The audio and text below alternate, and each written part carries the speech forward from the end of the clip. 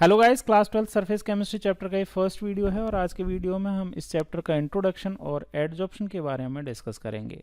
Basically इस chapter में तीन चीज़ें हैं, एडजॉर्प्शन, कैटालाइसिस और कॉलॉइड्स। इनको डिटेल में डिस्कस करना है, जिसमें से एडजॉर्प्शन के बारे में हम आज डिस्कस करेंगे। बात करें अगर इस चैप्टर के इंट्रोडक्शन की, तो हमें सबसे पहले सरफेस केमिस्ट्री पढ़ रहे हैं तो सरफेस का मतलब समझ में आना चाहिए, सरफेस होता क्या है। तो देखिए, सरफेस या इसको ही इंटरफेस भी बोला जाता है, इसका मतलब होता है boundary between two bulk phases. Two bulk phases का मतलब क्या है, इसको यहां से समझिए। जैसे कोई लिक्विड है और एक सॉलिड है, सॉलिड और लिक्विड के बीच की जो बाउंड्री है, इसी को हम क्या बोलेंगे, इंटरफेस बोलेंगे, या फिर इसी को हम बोल देते हैं सरफेस। जैसे एक और एग्जांपल समझ लीजिए, जैसे किसी भी कंटेनर में क्या रखा हुआ है, वाटर रखा हुआ है। जैसे अब वाटर जो है ये लिक्विड स्टेट है या लिक्विड फेज है, ये लिक्विड है, और ऊपर की साइड में अगर कुछ नहीं है तो एक तरह से आप कह सकते हो क्या है, एयर है। तो एयर और इस लिक्विड के बीच की जो सरफेस है या फिर जो बाउंड्री है, इसको ही हम क्या बोलेंगे, लिक्विड और गैस के बीच की इंटरफेस या फिर सरफेस बोलेंगे। सरफेस या इंटरफेस जो होती है उसको हाइफन या फिर स्लैश से डिनोट करते हैं। जैसे यहाँ पे आप देख पा रहे हैं कि लिक्विड सॉलिड सॉलिड इंटरफेस, ये वाली जो है, ये वाली जो बाउंड्री है, ये लिक्विड और सॉलिड के बीच की बाउंड्री है। तो यहाँ पे लिक्विड और सॉलिड के बीच में ये हाइफन है, इसका मतलब क्या है, लिक्विड और सॉलिड के बीच की जो इंटरफेस या फिर सरफेस है, इसको डिनोट किया जाता है। या फिर इसको इस तरह से भी लिखा जा सकता है, लिक्विड स्लैश सॉलिड। इसका मतलब भी क्या है, लिक्विड और सॉलिड इनके बीच में एक सरफेस या फिर इंटरफेस है। तो इस स्लैश या फिर डैश से हम इस सरफेस या इंटरफेस को डिनोट कर सकते हैं। सरफेस केमिस्ट्री में बेसिकली ऐसे फिनोमेनाज को हम डील करते हैं जिनमें सरफेस जो सरफेस या इंटरफेस पे होते हैं, जैसे कैटालाइसिस है, डिसोल्यूशन है, ये क्रिस्टलाइजेशन है, कोरोजन है, या फिर एडजॉर्प्शन है। ये सभी फिनोमेना जो हैं वो सरफेस में ही होते हैं, इसीलिए इनको सरफेस केमिस्ट्री के अंदर पढ़ा जाता है। एक बात यहाँ पे नोट करने वाली ये है कि गैस गैस जो मिक्सचर होता है उसमें कोई भी सरफेस नहीं होता, सरफेस इंटरफेस नहीं होता। क्यों नहीं होता, क्योंकि गैस दोनों होती हैं, कोई भी गैस में हो, जैसे ऑक्सीजन और हाइड्रोजन, इन दोनों को आपने एक कंटेनर में किया तो इनके बीच में कोई इंटरफेस या सरफेस नहीं बनेगी। क्यों नहीं बनेगी, क्योंकि ये जो गैसियस पार्टिकल्स होते हैं वो कंप्लीटली क्या हो जाते हैं, डिजॉल्व हो जाते हैं। इसीलिए हम बोलते हैं कि गैस गैस के बीच में कोई भी इंटरफेस या सरफेस नहीं होती, because they are completely miscible. ठीक, जैसा कि मैंने आपको पहले ही बताया कि सरफेस केमिस्ट्री चैप्टर में हम तीन चीज़ों के बारे में डिटेल में पढ़ेंगे, एडजॉर्प्शन, कैटालाइसिस और कॉलॉइड्स। कॉलॉइड्स में इमल्शन भी इंक्लूड होगा। ठीक है, चलो एक बार रीड करें। तो ये जितनी भी इंट्रोडक्शन वाला पार्ट है वो मैंने आपको बता ही दिया है, सारा का सारा शॉर्ट में बता दिया है, बाकी इसमें ऐसा कोई इंपॉर्टेंट नहीं है, चाहे तो आप इसको एक बार रीड कर लीजिए। लास्ट वाला जो है, in this unit you will study some important feature of surface chemistry such as adsorption, catalysis and colloids। तीन चीज़ के बारे में पढ़ना है। तो चलो स्टार्ट करते हैं एडजॉर्प्शन से। एडजॉर्प्शन जो वर्ड है, इस वर्ड का मतलब समझते हैं और इससे एसोसिएटेड कुछ और भी टर्म है। इन टर्म को समझ लिया तो एडजॉर्प्शन का आगे वाली चीज़ें समझना ईजी हो जाएगा। तो हम एडजॉर्प्शन और एडजॉर्प्शन से रिलेटेड कुछ टर्म्स हैं। एडजॉर्प्शन से रिलेटेड टर्म क्या क्या हैं, जैसे यहाँ पे मैं आपको बताऊँ तो पहली डेफिनेशन एडजॉर्प्शन की होगी, दूसरी एडजॉर्बेट होगा, तो तीसरा एडजॉर्बेंट होगा।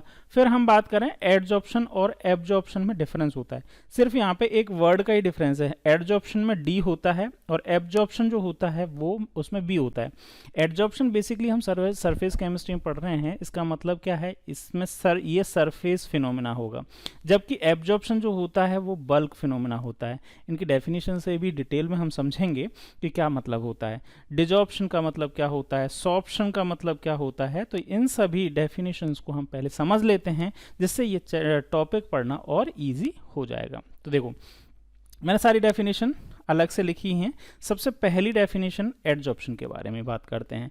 एडजॉर्प्शन का मतलब क्या है, अगर इसकी डेफिनेशन पढ़ेंगे तो accumulation of molecular species at a surface rather than in the bulk of the solid और लिक्विड इन टर्म इस टर्म एज एडजॉर्प्शन।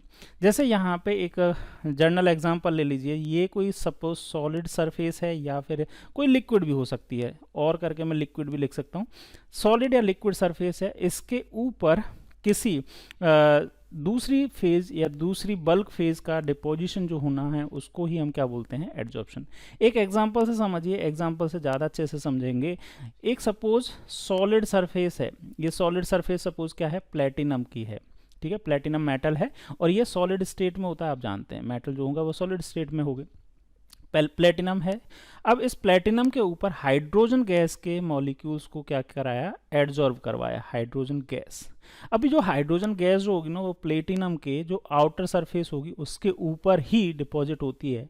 तो यहाँ इस प्लेटिनम के ऊपर इस हाइड्रोजन गैस की कॉन्सेंट्रेशन इंक्रीज हो रही है, तो इस फिनोमेना को, हाइड्रोजन गैस की कॉन्सेंट्रेशन का इस प्लेटिनम की सरफेस के ऊपर इंक्रीज होने के फिनोमेना को ही हम क्या बोल रहे हैं, एडजॉर्प्शन बोल रहे हैं। ठीक है, तो एक बार दोबारा देखें, accumulation of molecular species like hydrogen gas at the surface rather than in the bulk of a solid और liquid is term as adsorption. Bulk का मतलब क्या है, जैसे आप ऐसे समझिए, बल्क का मतलब है ये कोई सपोज एक सॉलिड है, सॉलिड की एक तो सरफेस होगी और एक होगा अंदर की साइड में, तो अंदर वाली चीज़ को क्या बोला जा रहा है, बल्क बोला जा रहा है। दूसरे एक एग्जांपल से समझ लीजिए, जैसे यहाँ पे एक बीकर है और बीकर में वाटर फिल्ड है। अब वाटर जो है वो पूरा का पूरा वाटर है, तो जो सबसे ऊपर वाली जो लेयर है इसको तो क्या बोलेंगे, सरफेस। मैंने जैसा बताया आपको, जो क्या है, बाउंड्री है गैस यानी कि एयर और इस लिक्विड के बीच की जो बाउंड्री है उसको तो सरफेस बोलेंगे, सरफेस या फिर इंटरफेस बोल रहे हैं, है ना। और अंदर की साइड में जितना भी वाटर है, अंदर की साइड में जितना भी वाटर है, जितना भी ये वाटर है, इस पूरे के पूरे वाटर को हम क्या बोलेंगे, बल्क बोलेंगे। समझ में आया। तो अगर यहाँ पे सिर्फ और सिर्फ ऊपर वाली लेयर के ऊपर ही कुछ दूसरे पार्टिकल्स का कॉन्सेंट्रेशन इंक्रीज हो रहा है तो इसको हम क्या बोलेंगे, एडजॉर्प्शन बोलेंगे। लेकिन अगर पूरे के पूरे इस वाटर में अंदर तक हो गया तो इसको हम क्या बोलेंगे, एब्जॉर्प्शन, बी हो जाएगा, एब्जॉर्प्शन। आगे बात करते हैं उसको। अच्छा, एडजॉर्प्शन से रिलेटेड दो डेफिनेशन और हैं, एडजॉर्बेट और एडजॉर्बेंट। ठीक है, द मॉलिक्यूलर स्पीसीज और सब्सटेंस विच कॉन्सेंट्रेट और accumulate at the surface is termed adsorbate. Adsorbate का मतलब क्या है, ये वाले जो हैं दे आर एडजॉर्बेट। ये क्या है, एडजॉर्बेट। जैसे इस एग्जांपल में प्लेटिनम और हाइड्रोजन वाले एग्जांपल में हाइड्रोजन क्या होगा, एडजॉर्बेट होगा। ठीक है, और एडजॉर्बेंट क्या होगा, the material on the surface of which the adsorption take place is called adsorbent. जैसे प्लेटिनम जो है वो क्या होगा, एडजॉर्बेंट। क्या होगा, एडजॉर्बेंट। ठीक, जिसके सरफेस के ऊपर क्या हो रहा है, जिसके सरफेस के ऊपर एडजॉर्प्शन का प्रोसेस हो रहा है, उस सरफेस को या उस मटेरियल को या उस फेज को हम क्या बोलेंगे, एडजॉर्बेंट बोलेंगे। ठीक, नेक्स्ट डेफिनेशन एब्जॉर्प्शन से रिलेटेड, ये absorption, the substance is uniformly distribute throughout the bulk of solid is known as adsorption. Absorption का मतलब क्या है कि अगर कोई लिक्विड या फिर कोई जो भी सब्सटेंस है वो पूरे अंदर तक क्या हो जाए, बल्क में डिस्ट्रीब्यूट हो जाए यूनिफॉर्मली, तो उसको हम क्या बोलेंगे, एब्जॉर्प्शन। एक एग्जांपल से समझ लीजिए इसको, एक और एग्जांपल लेते हैं। जैसे सपोज, यहाँ पे इसको मैं हटाता हूँ, जैसे सपोज कोई एक क्या है, एक आपके पास स्पंज है। ठीक है, ये स्पंज है, मैं स्पंज मान लेता हूँ, स्पंज है। स्पंज को हमने क्या किया, ऊपर की साइड में सबसे पहले वाटर जो है उसमें इसको डाला।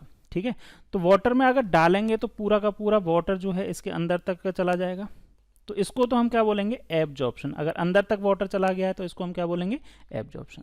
लेकिन अगर मैंने इस स्पंज के ऊपर पेंट कर दिया, क्या किया, पेंट कर दिया, तो पेंट की जो लेयर होगी वो तो कहाँ होगी, सिर्फ और सिर्फ ऊपर की साइड में ही होगी, तो इसको हम क्या बोलेंगे, पेंट की लेयर अगर बन रही है तो इसको हम बोलेंगे एडजॉर्प्शन। क्या बोलेंगे, एडजॉर्प्शन। लेकिन स्पंज के अंदर तक अगर वाटर पूरा का पूरा फिल हो गया है, इसको हम क्या बोलेंगे, एब्जॉर्प्शन। ठीक है, एब्जॉर्प्शन। क्लियर है, समझ में आया।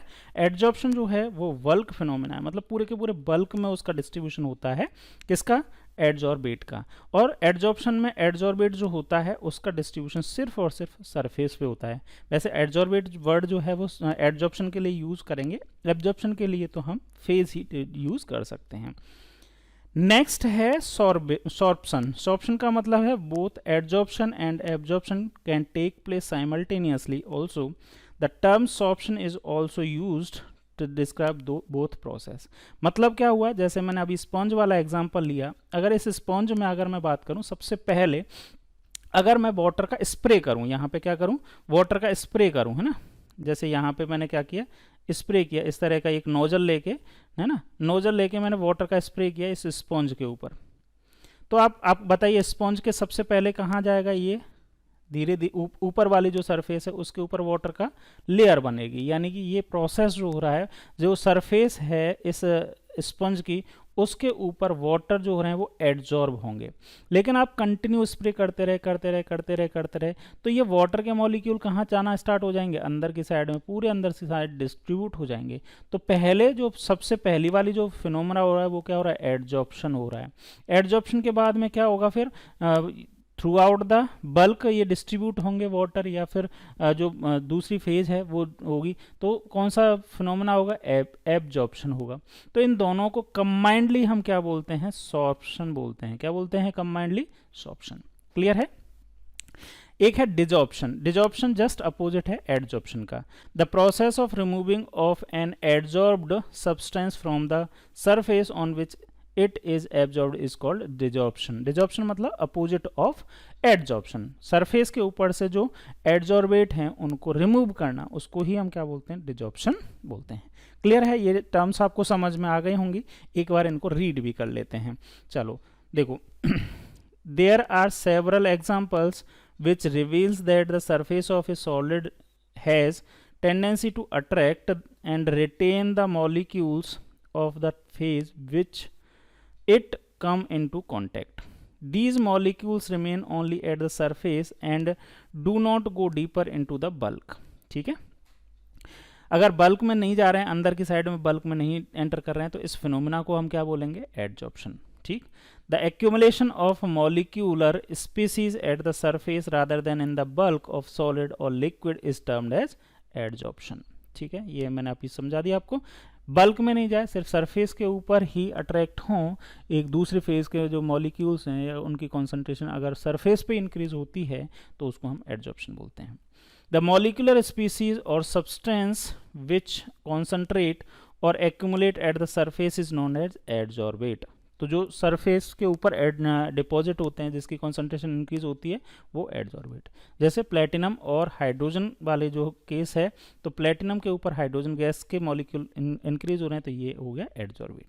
And the material on the surface of which the absorption take place is called as adsorbate. तो ये जो है जिसके ऊपर सरफेस के ऊपर ये प्रोसेस हो रहा है उसको बोलेंगे एडजॉर्बेंट। ठीक, adsorption is essentially a surface phenomena. यहाँ पे मैंने आपको बता ही दिया कैसा फिनोमिना है, ये सरफेस फिनोमिना है। ठीक, solids particularly in a finely divided state have large surface area and therefore charcoal, silica gel, alumina gel, clay, colloids, metals in finely divided state etcetera act as good adsorbent. तो जो अगर मैं बात करूं जैसे platinum है ना, ये तो मैंने ऐसे ही बनाया है, लेकिन प्लेटिनम को अगर फाइनली डिवाइडेड मतलब स्मॉल पाउडर फॉर्म में कर देते हैं तो आपको पता है जैसे ही पाउडर फॉर्म में करते हैं तो उनका सरफेस एरिया इंक्रीज हो जाता है, और सरफेस एरिया इंक्रीज होता है तो यहाँ पे सरफेस फिनोमेना होने के चांसेस ज़्यादा होते हैं। इसीलिए यहाँ पे बहुत सारे एग्जाम्पल जितने भी दिए हैं जिनका सरफेस एरिया ज़्यादा होता है, इनमें एडजॉर्प्शन का फिनोमेना ज़्यादा देखने को मिलता है। एडजॉर्प्शन इन एक्शन, एग्जाम्पल्स हैं कुछ एडजॉर्प्शन के, वो देखिए। If A gas like O2, H2, CO, Cl2, NH3 और SO2 is taken in a closed vessel containing powder of charcoal, it is observed that the pressure of the gas in the enclosed vessel decreases. The gas molecule concentrate on the surface of the charcoal, that is gas are absorbed at the surface। तो इनमें से कोई भी gas को अगर हम क्या करें, एक कंटेनर लिया और उसमें चारकोल फिल कर दें, तो चारकोल फिल करने के बाद में कोई सी भी गैस को हम रखते हैं, जैसे इनमें से कोई सी भी गैस है, ऑक्सीजन है, हाइड्रोजन है, कार्बन मोनोऑक्साइड, क्लोरीन या अमोनिया, सल्फर डाइऑक्साइड, तो इनकी वजह से इसके ऊपर जो भी प्रेशर है वो प्रेशर थोड़ी देर बाद क्या होता है, डिक्रीज होता है। उसका रीज़न क्या है कि चारकोल जो है वो क्या कर लेगा, इनको एडजॉर्ब कर लेगा अपनी सरफेस के ऊपर, यानी कि चारकोल के सरफेस के ऊपर इन गैस का कॉन्सेंट्रेशन इंक्रीज हो जाएगा, जिसकी वजह से यहाँ पे जो फ्री फॉर्म में जो गैस है वो कम हो जाएगी, इसीलिए प्रेशर डिक्रीज हो जाता है। ठीक है, नेक्स्ट है, in a solution of an organic dye से methylene blue when animal charcoal is added, then the solution is well shaken. It is observed that the filtrate turned colorless. The molecule of dye thus accumulate on the surface of charcoal that is are absorbed. तो same है, अगर किसी solution die के solution में अगर हम क्या करें चारकोल मिक्स कर दें तो चारकोल क्या करता है, डाई जो होता है, कलर्स जो होते हैं उनको एब्जॉर्ब कर लेता है और कलरलेस उनको कर देता है। और ये जो फिनोमेना होता है ये भी सरफेस फिनोमेना होता है, इसीलिए इसको हम क्या बोलते हैं, एडजॉर्प्शन। इसी तरह से aqua solution of A raw sugar when passed over a bead of animal charcoal become colorless as the coloring substance are adsorbed by the charcoal। तो शुगर जो होती है उसको वाइट शुगर में कन्वर्ट करने के लिए उसको किसके ऊपर से पास किया जाता है, एनिमल चारकोल के ऊपर से पास किया जाता है। तो चारकोल जो होता है उसमें एडजॉर्प्शन फिनोमेना होता है, और जो शुगर का कलर होता है बेसिकली ब्राउन कलर का होता है, उस शुगर को कौन एडजॉर्ब कर लेता है, चारकोल एडजॉर्ब कर लेता है। ठीक, इसी तरह से एक और एग्जांपल है, the air become dry in the presence of silica gel because of water molecule get adsorb on the surface of gel. आप लोगों ने देखा होगा कई कंटेनर के साथ में एक पैकेट सी आती है जिसके ऊपर सिलिका जेल लिखा होता है, और वो सिलिका जेल क्या करती है, मॉइस्चर को एडजॉर्ब कर लेती है। ठीक है, इसको रखा भी जाता है, जैसे कई चीज़ें आती हैं जिसमें मॉइस्चर की वजह से ख़राब हो सकते हैं, तो उनको इस पैकेट में इस पैकेट को डाल के रख देते हैं, जिसकी वजह से सिलिका जेल जो है वो क्या कर लेती है, मॉइस्चर को एडजॉर्ब कर लेती है, और जो मॉइस्चर है वो इसके सरफेस के ऊपर क्या हो जाते हैं, एक्यूमुलेट हो जाते हैं। तो ये भी जो है फिनोमेना वो किसका है, एडजॉर्प्शन का है। It is clear from the above example that a solid surface can hold the gas or liquid molecule by virtue of adsorption. The process of removing an adsorbed substance from the surface on which it is absorbed is called desorption. तो जैसे silica gel है, silica gel को अगर reuse करना है तो इसको क्या करेंगे, थोड़ा सा हीट कर देंगे, जिसकी वजह से जो वाटर के मॉलिक्यूल या मॉइस्चर के मॉलिक्यूल हैं वो रिमूव हो जाएंगे। तो रिमूवल का प्रोसेस, जो एडजॉर्बेंट जो है उसमें से एडजॉर्बेट के पार्टिकल्स को रिमूव करने का प्रोसेस जो होता है उसको डिजॉर्प्शन बोलते हैं। डिजॉर्प्शन को सिंपली लैंग्वेज में अगर बोलें तो this is the opposite process of adsorption. Adsorption का जो अपोजिट होता है उसी को डिजॉर्प्शन बोलते हैं। ठीक, ओके, नेक्स्ट है distinct between adsorption and absorption. आपको पता ही है इसमें मेन जो डिफरेंस है वो सरफेस और बल्क फिनोमेना का ही है। किसी भी कोई भी सब्सटेंस है जिसके ऊपर कोई एडजॉर्बेट का अगर सरफेस के ऊपर वो कॉन्सेंट्रेशन इंक्रीज हो रहा है तो उसको क्या बोलेंगे, हम एडजॉर्प्शन बोलेंगे। लेकिन पूरे के पूरे बल्क में अगर इसका यूनिफॉर्मली डिस्ट्रीब्यूशन हो रहा है तो उसको हम क्या बोलेंगे, एब्जॉर्प्शन बोलेंगे। ठीक है, वो ये एक बार रीड भी कर लेते हैं। इन absorption the substance is concentrated only at the surface and does not penetrate through the surface of the bulk of the adsorbent, while in absorption AB वाला है ना, AB मतलब बल्क, B फॉर बल्क से भी याद रख सकते हो, ये है बल्क फिनोमेना है ना, B वाला। एब्जॉर्प्शन जो होता है बल्क में होता है, पूरे बल्क में डिस्ट्रीब्यूट होता है। Absorption the substance is uniformly distribute throughout the bulk of the solid. For example, when A chalk stick is dipped in ink, the surface retain the color of the ink due to adsorption of the color molecule, while the solvent of the ink goes deeper into the stick due to the absorption।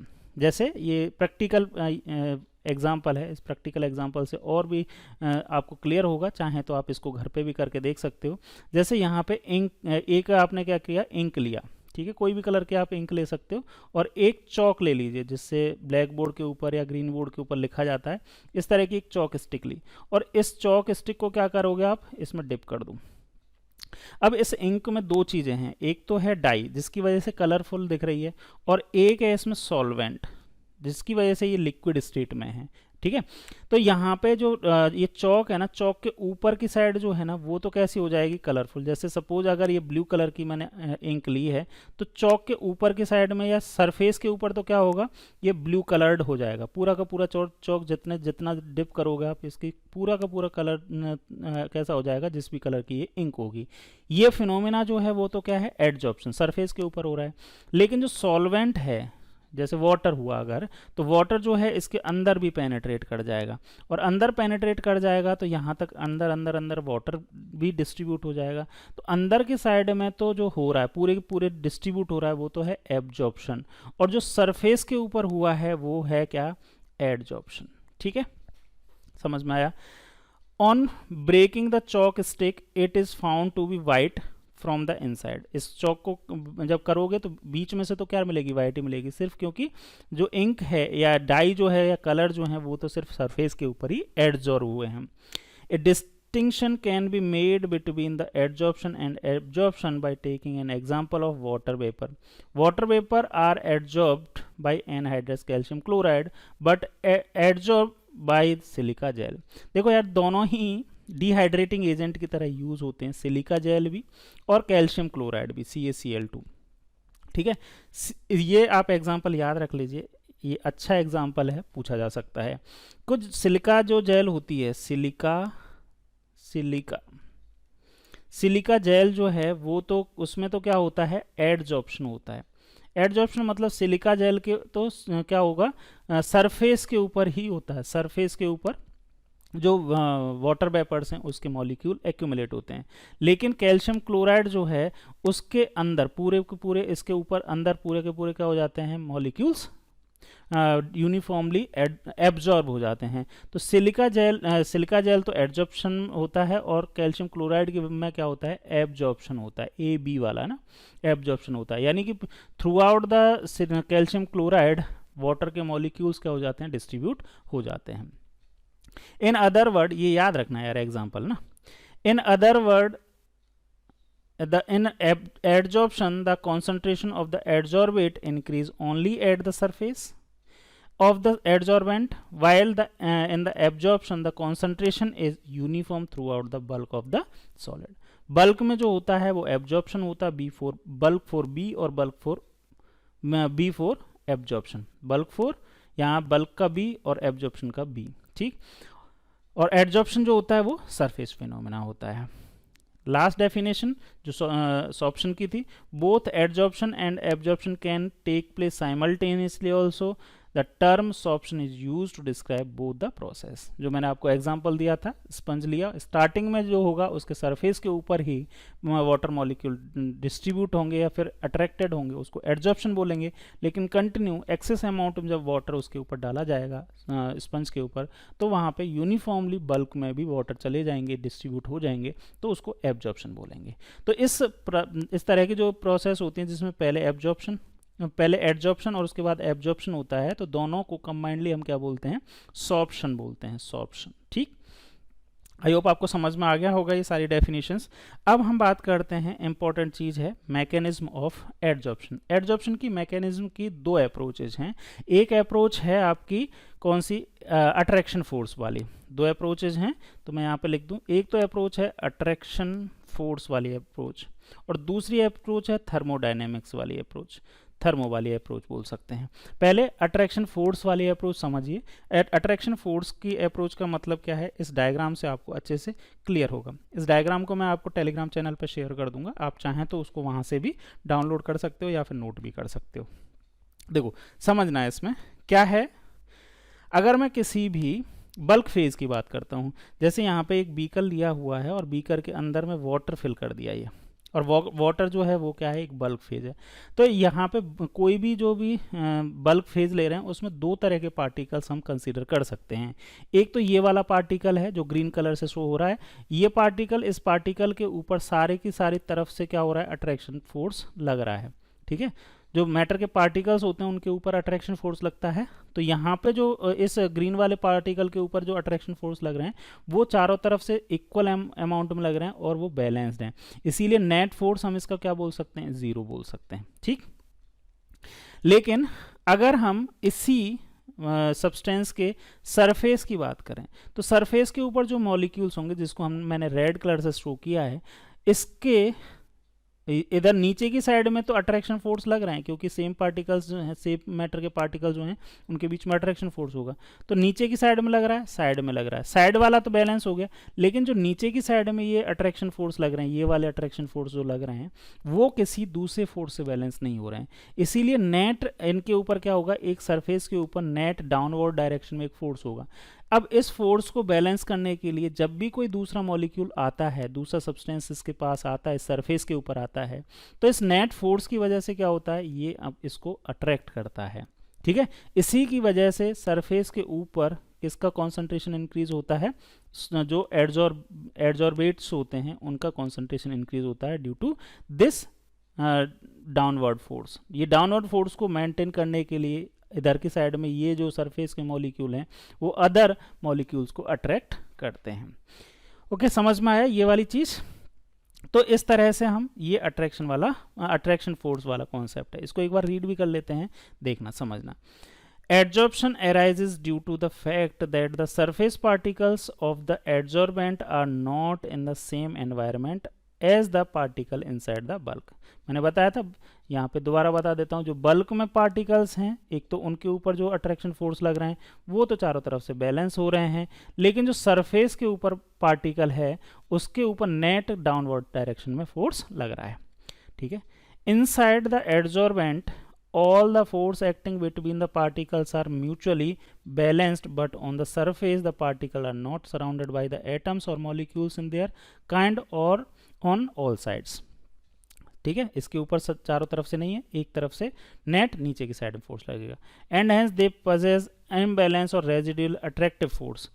These forces of adsorbent are responsible for the attracting the adsorbate particle on its surface. तो adsorbate particles को ये क्या करेंगे, ये adsorbent जो है वो adsorbate के पार्टिकल या दूसरा कोई भी फेज है उसके पार्टिकल को अपनी तरफ अट्रैक्ट करेंगे। ठीक, the extent of the adsorption increase with the increase of force surface area per unit mass और adsorbent at given temperature and pressure. अब यहाँ पे देखो, जितने मॉलिक्यूल्स इसकी सरफेस पे जितने ज़्यादा होंगे उतने ही मॉलिक्यूल्स को, एडजॉर्बेट के मॉलिक्यूल्स को क्या करेंगे, वो अट्रैक्ट करेंगे। तो जितना ज़्यादा सरफेस होगा उतना ही क्या होगा, एडजॉर्प्शन होगा। तो यहाँ से हम according to force of attraction theory, तो एडजॉर्प्शन को हम क्या बोल सकते हैं, adsorption is directly proportional to surface area. तो ये है एडजॉर्प्शन की first mechanism on the basis of attraction forces. Second adsorption की मैकेनिज्म है on the basis of thermodynamics. Thermodynamics के बेसिस पे एडजॉर्प्शन किस तरह से होता है इसको मैं पहले आपको समझाऊंगा, उसके बाद यहाँ पे रीड भी करेंगे।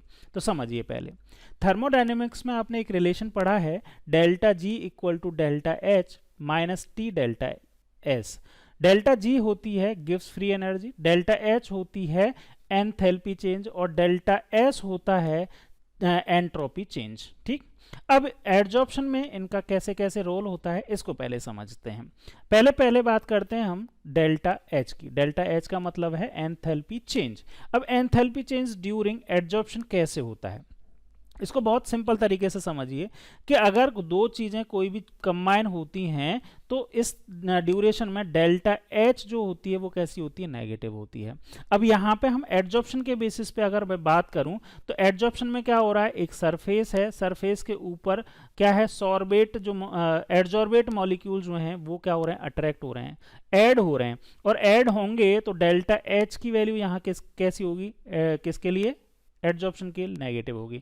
हाँ, ब्रेकडाउन होता है तो पॉजिटिव होती है, लेकिन एडजॉर्प्शन में ब्रेकडाउन तो हो नहीं रहा है, क्या हो रहा है, कॉम्बिनेशन हो रहा है। तो कॉम्बिनेशन के लिए डेल्टा एच की वैल्यू नेगेटिव होती है। तो हम ऐसा बोल सकते हैं कि जो एडजॉर्प्शन होता है उसके लिए डेल्टा एच की वैल्यू नेगेटिव होगी।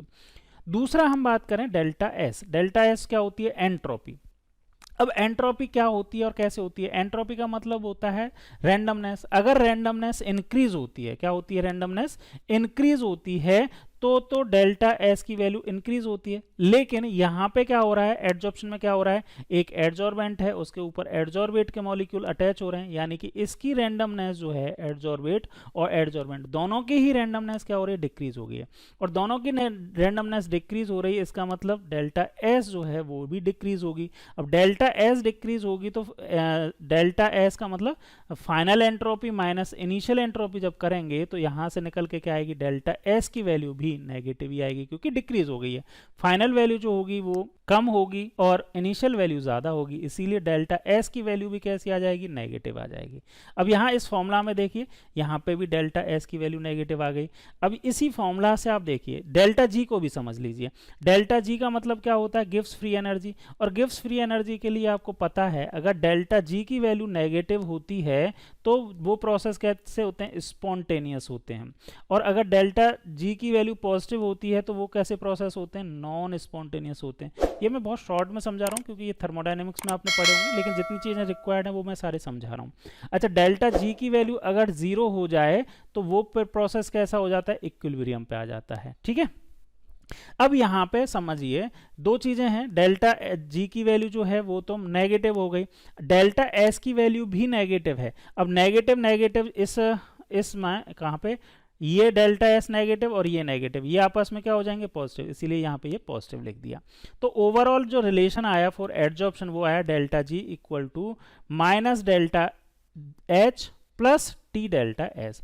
अब देखो, अगर डेल्टा जी की वैल्यू कैसी हो, नेगेटिव हो, स्पॉन्टेनियस हो, यानी कि एडजॉर्प्शन कब तक होगा, अगर यहाँ पे कोई एक सरफेस है जो एडजॉर्बेंट सरफेस है और उसके ऊपर एडजॉर्बेट जो है वो अट्रैक्ट हो रहा है, यानी कि सरफेस के ऊपर इसके ऊपर एडजॉर्प्शन हो रहा है, तो एडजॉर्प्शन होने के लिए क्या होगा, कब तक होगा, जब तक डेल्टा जी की वैल्यू कैसी होगी, नेगेटिव। और डेल्टा जी की वैल्यू नेगेटिव कब होगी, अब ये देखो यहाँ पे डेल्टा जी की नेगेटिव वैल्यू तभी हो सकती है जब ये ओवरऑल वैल्यू जो है वो कैसी हो, कम हो। ये ओवरऑल वैल्यू कैसी हो, कम हो, ये ओवरऑल वैल्यू कैसी हो, ज्यादा हो। अब ये ओवरऑल वैल्यू जो है वो कम कब होगी, अब डेल्टा एस जो है वो तो अब फिक्स है इस प्रोसेस के लिए, सिर्फ टी के ऊपर डिपेंड करेगी। टी जो है यहाँ पे, टी जो है वो अगर कम होगा, टी की वैल्यू कम होगी तो ओवरऑल ये वैल्यू कम होगी, और ये वैल्यू अगर कम होगी तो डेल्टा एच जो है वो नेगेटिव होगा।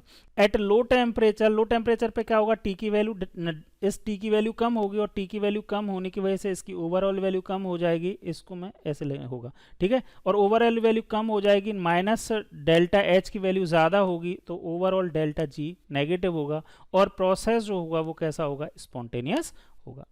लेकिन अगर जैसे जैसे टेम्परेचर इंक्रीज होता जाता है, जैसे जैसे इसके ऊपर एडजॉर्बेट मॉलिक्यूल एडजॉर्बेंट के ऊपर अटैच होते रहते हैं, सरफेस के ऊपर एक्यूमुलेशन होता रहता है, कॉन्सेंट्रेशन इंक्रीज होती रहती है, टेम्परेचर भी इंक्रीज होता रहता है, तो एक टाइम ऐसा आता है जब डेल्टा एच और टी डेल्टा एस इसकी ओवरऑल वैल्यू जो हो जाती है वो इक्वल हो जाती है, यानी कि डेल्टा जी की वैल्यू इक्वल 0 हो जाती है, और उस टाइम पे इक्विलिब्रियम कंडीशन आ जाती है, और यहाँ से जो एडजॉर्बेट मॉलिक्यूल हैं वो एडजॉर्बेंट के ऊपर या सरफेस के ऊपर डिपॉजिट होना बंद हो जाते हैं।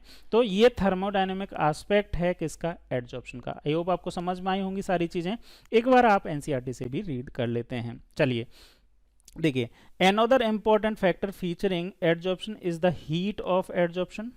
During adsorption there is always decrease in residue force of the surface, that is there is decrease in surface energy which appear as heat के फॉर्म में appear होता है।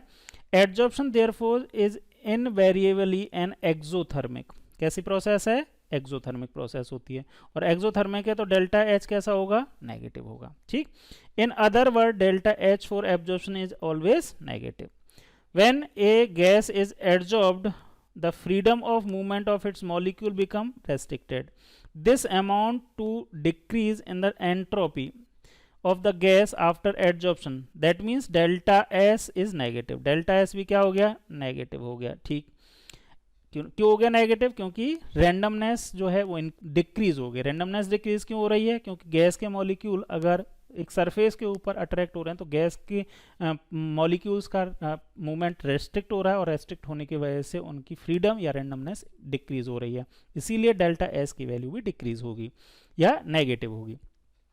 Adsorption is thus accompanied by the decrease in the enthalpy as well as decrease in entropy of the system. For a process to spontaneous, the thermodynamic requirement is that at constant temperature and pressure delta G must be negative.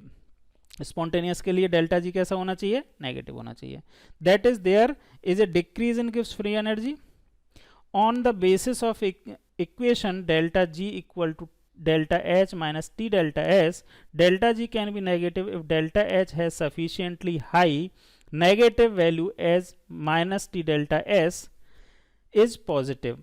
Thus, an adsorption process which is spontaneous, a combination of these two factors make delta G negative. As a adsorption procedure proceeds, delta H become less and less negative. Ultimately, delta H become equal to delta T delta S and delta G become 0. At this state, equilibrium is attained. Simple है, समझ में आया. मैंने आपको जो चीज़ें बताई थी वही यहाँ पे एक्सप्लेन भी हो रही हैं. तो आपको मैकेनिज्म ऑफ एडजॉर्प्शन समझ में आ गया होगा. नेक्स्ट है टाइप ऑफ एडजॉर्प्शन. इसके बारे में नेक्स्ट वीडियो में डिस्कस करेंगे.